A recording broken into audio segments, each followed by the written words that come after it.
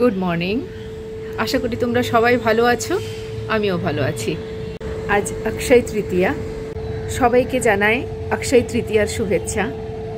তোমাদের জীবনে সুখ ও সমৃদ্ধি অক্ষয় হোক, এই প্রার্থনা করি। এখন রান্নাটা শুরু করে নেব।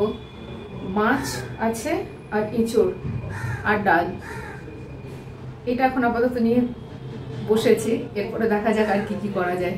কিন্তু তার আগে স্লাইডিং উইন্ডোটার ব্যাপারে বলে দিই। এটা aluminium powder coated sliding window. এটা 4 ট্র্যাক আর গ্লাসের থিকনেসটা হচ্ছে 4 mm। এটার রেটটা হচ্ছে 410 পার স্কোয়ার ফিট, আর আমাদের টোটাল 38 স্কোয়ার ফিট ছিল। রেট আমরা যেটা পেয়েছি সেটাই বললাম, এর কম বেশি হতেই পারে, আমরা তো ভীষণ পণ্ডিত। স্লাইডিং উইন্ডোর আরও যে ভ্যারাইটিগুলো ছিল সেটা ছিল ইউপিভিসি, ডোমাল আর প্লেন অ্যালুমিনিয়াম। তো প্লেন অ্যালুমিনিয়ামের দামটা আরেকটু কম, সেটা আমি আমার আরেকটা ব্যালকনিতে করিয়েছি, তখন পাউডার কোটের ব্যাপারে বিশেষ আইডিয়া ছিল না। আর ডোমাল আর ইউপিভিসিটা আরেকটু এক্সপেন্সিভ। আমাদের কিন্তু এটাই পছন্দ হলো। যদি এই ইনফরমেশন একটুও কাজে লেগে থাকে তাহলে ভিডিওটা লাইক করে দিও। আরও কিছু অন্য ডিজাইনেরও করা হয়েছে, সেগুলো যেমন যেমন হবে তোমাদের সাথে শেয়ার করব।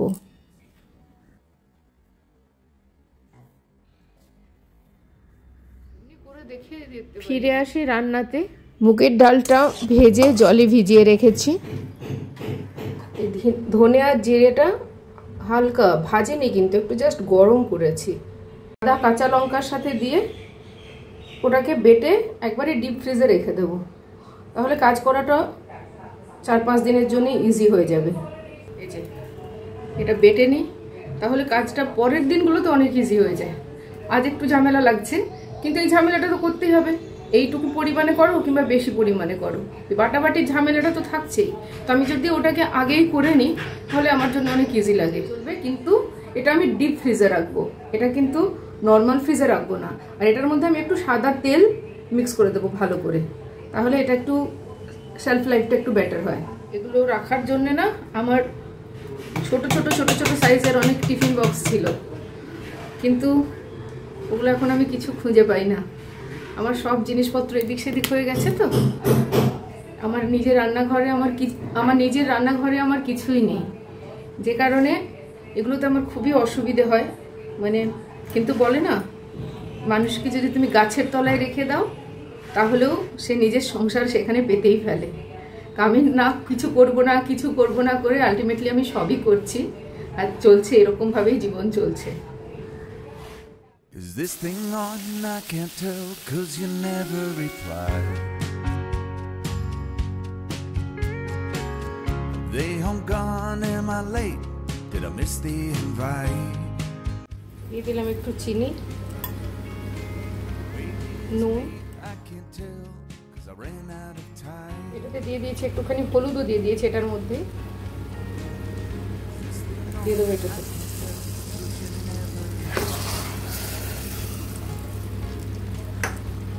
এটা একটু ফুটে যাও, তাহলে আমার ডালও হয়ে গেল। ডালটা বেশি জল আর দেবো না, এটা এরমই লাগবে, থাক ভালোই লাগবে। There's a me that they're laughing at when I step out. Maybe I'm paranoid, feels like I let everyone down. আলুগুলো সেদ্ধ হয়ে গেছে, এরপরে মাছটা দিয়ে দেবো। 2 পিস ভাজা রেখে দিচ্ছি, 2 পিস দিয়ে দিলাম মাছের ঝোলে। হয়ে গেছে আমার মাছের ঝোল।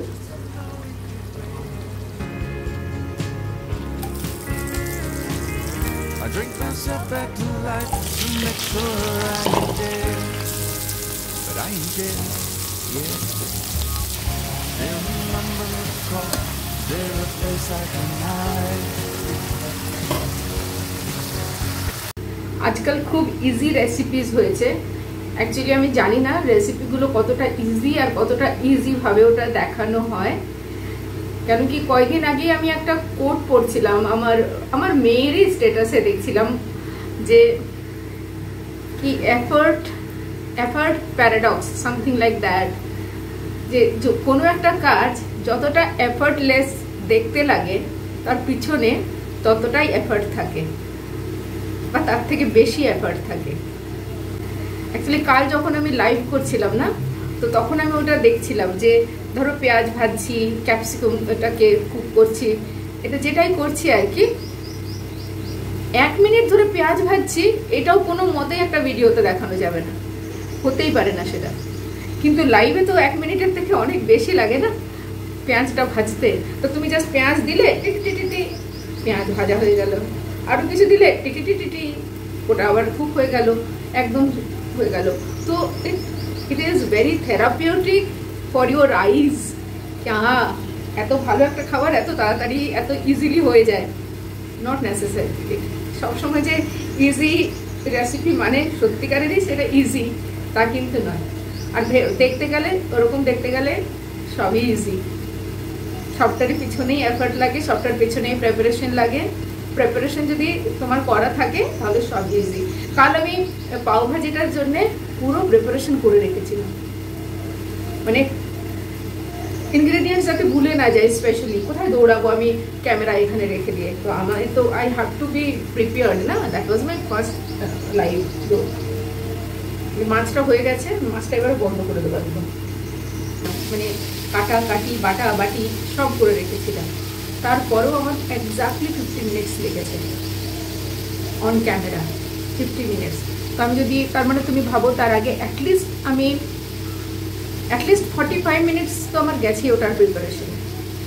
আমি সবজিগুলো সব বার করেছি, কেটেছি, বেটেছি, যা যা বাটার ছিল, যা যা কাটার ছিল ওগুলো সব কেটে বেটে সব মশলাগুলোকে এক জায়গাতে করেছি। তো প্রিপারেশনটাও অ্যারাউন্ড 1 আওয়ার ধরে রাখো তুমি। তাহলে একটা পাওভাজি বানাতে সময় কতটা লাগলো? 2 ঘন্টা। কিন্তু আমরা যখন একটা রিল দেখি, সেটা দেখি ম্যাক্সিমাম 1 মিনিট, আর মনে হয় বাহ এটা তো খুবই ইজি, এটা তো এত সহজে হয়ে যায়। কোনোটাই এত সহজে হয় না, সবটার পিছনেই এফর্ট লাগে। যতটা মশলা বানিয়েছিলাম এতটা মশলা বেঁচে গেল, এটা এখন ডিপ ফ্রিজে রেখে দেবো আমি। এই হচ্ছে এঁচড়, মাছ ভাজা, আলু দিয়ে মাছের ঝোল, লাউ ডাল, আর ভাত হচ্ছে এখন। Is this thing on? I can't tell, 'cause you never reply. They home gone, am I late? Did I miss the invite? Maybe it's me, I can't tell, 'cause I ran out of time. Is this thing on? I can't tell, 'cause you never reply. Where did you go? Was that you that just drove past the house? And is it me that they're laughing at when I step out? এটা আমরা ছাতে এসেছি, এটা metro station, এটা হচ্ছে রাতের কলকাতা। ছাদের থেকে চলে এলাম। ব্লগটা যদি ভালো লেগে থাকে তাহলে অবশ্যই সাবস্ক্রাইব করো আমার চ্যানেলটা, লাইক করো, কমেন্ট করো, শেয়ার করো, আর সবাই খুব খুব ভালো থেকো। আবার দেখা হবে।